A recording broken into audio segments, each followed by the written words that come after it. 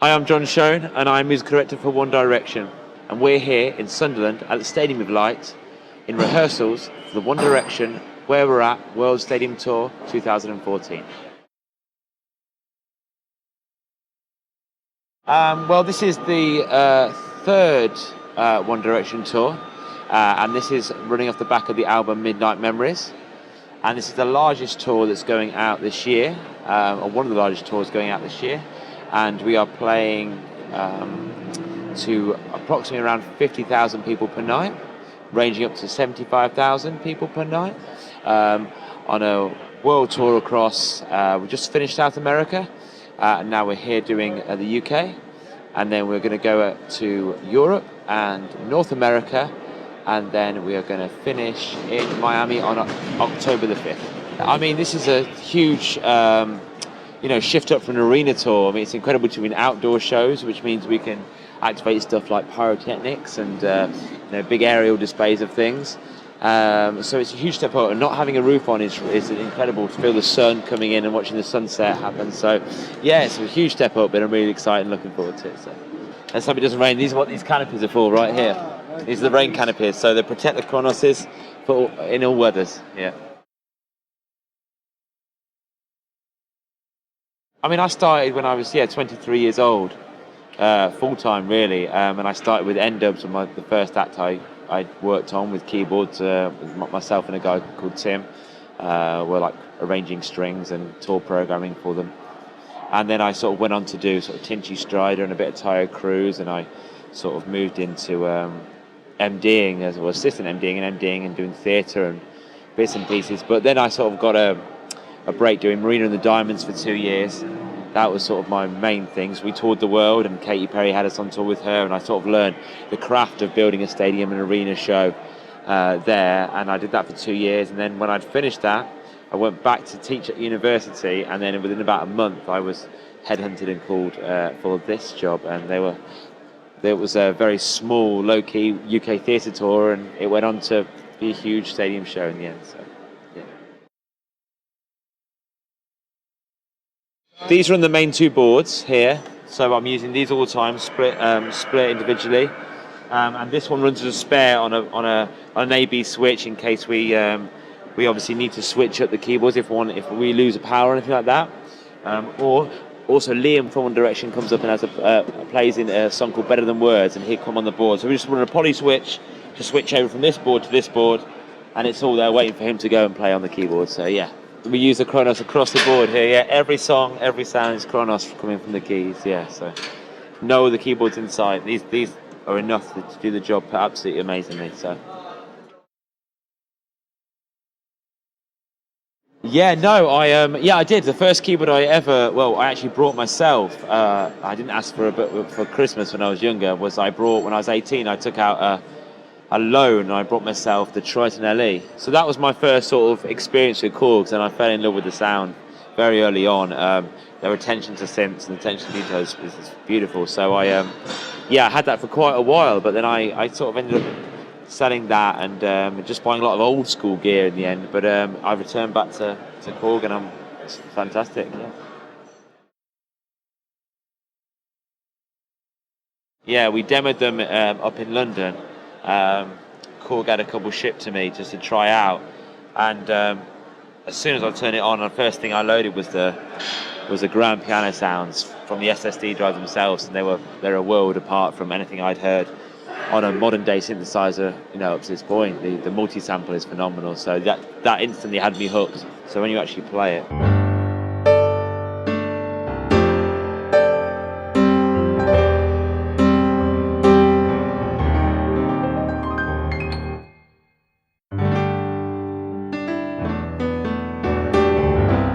You can really tell down those lows, they're not muffled, or you can really hear them nice and clear, those lows.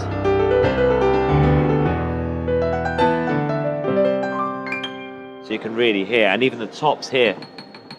And the great thing about this keyboard is the amount of flexibility you can have in terms of right up here. You can hear you can add the dampener resonance. You can turn that up or down. You can turn the mechanical noise, so that's the noise of the dampeners coming back off, and the mechanical noise of the piano. And it just sits in. The really important thing for me is having the keys that sit well in the mixes in a live PA. Because it's a very guitar-based gig, but the ballads are very heavy driven by some key stuff, so it's important that those pianos really cut through when we do ballads. So yeah, it's a beautiful sound.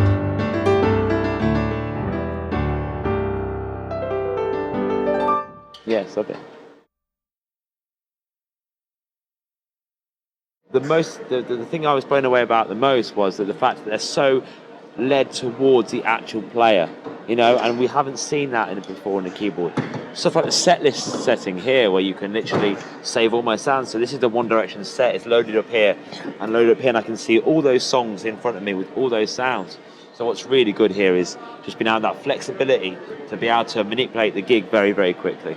The combi setup is amazing, layering those sounds up, which is for me to try and, when you're in a stadium, you want those big sounds out so you can layer sounds. That's phenomenal, and they're all assigned here on the value switches and knob switches here. The Karma engine is something I've been told about which you can add like sequence elements to all your parts, but that's not something I've delved into too deep. I've only had these for a couple of months, so that's next on the list to try and work into the set, the Karma engine. The great thing about it is it sort of encourages you to delve into that world, because it's so easy to set combinations of different sounds and engines up that you can really get into town with it. Like I use for a big synth number we do, I use this patch. This patch is a synth decay patch, which I've altered a bit.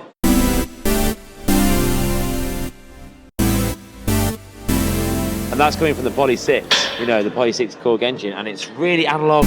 And we have a Moog, the bass player plays a Moog on this gig, so it's really sort of just sits. And a bit of effects added on there, some delays, which just allow that to carry in the arena. But it sits so well with that analog Moog that the bass player plays that it's a really great engine sound. So yeah, I'm definitely getting into these engines. This gig is quite rocky. We're leading towards a third album. The boys have really kind of rocked their sound up, and it's important to have, from a keys point of view, those Hammond kind of esque sounds and the CS3s and all those kind of organ sounds. So for me, like, their organ patches are phenomenal. You can manipulate them in so many ways: different cabinet sounds, different rotary effects. You can see here there's a song called Kiss You, which I use. Spent a long time working on this organ patch.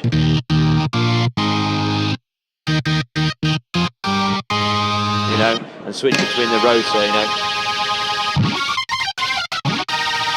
Yeah, it's really, really distorted kind of sound. So it's adding in those effects. It's phenomenal.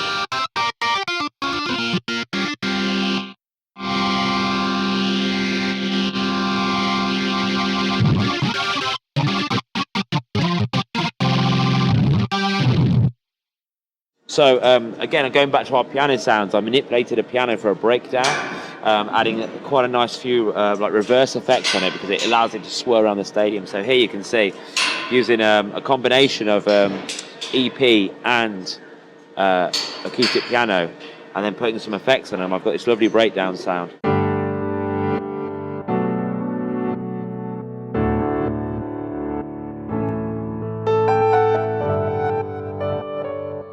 Now that in a stadium just creates a really nice emotional moment there. So you're getting that pull of that reverse. So yeah, it's a fantastic sound. Going through some of the combis as well. To me, as I said earlier, it was about fattening up that sound, like for some of the bigger numbers, and making sure, layering pianos with Rhodes, and then adding some nice high pass synth stuff on the top really allows that to cut through the mix. So here's a big sound that I use. Now you can hear there, I've got a piano and a rotary EP, and I've just topped it with a bit of synth, and then I've added a delay, a very fast decaying delay in there to make it just sit in the mix for the band. So to me, I build my sound, and then I build it into the band, and then I take off stuff. I imagine if I was producing a record, that's how I make my sounds. Where would it sit in the record? And then I add those effects to create that kind of live, just bit of spill around it. Yeah. Yeah, I do a lot of backing track work for the racks. Like, I work for different record labels doing programming backing tracks for artists. I'm working for a girl called Charlie XE. I've been working for a girl called Charlie XEX, and I'm working for the rack called Saint Ramon, who's a very up and coming guy. So doing a lot of backing tracks. So yeah, I used to do remixes when I started out. So I do have that knowledge of production, you know. So I don't get as much time to do it as I'm on the road as I used to, but you know, I'm keeping fresh by programming, you know, the 1D sets and bits and pieces. So it's cool. There's a song called. I've got a couple, especially of this new album, because it's maturing very quickly. Their sound, which is phenomenal for me. You know me, I'm liking their new sound. So You and I is a big power ballad, big kind of power rock ballad that they sort of break into, and it's phenomenal. A Little White Lies is kind of like this dubsteppy drum and bass number. So these are two of my big favourite numbers to do. You know, when they come in at the set, it's really enjoyable to play, especially on the classes. Yeah.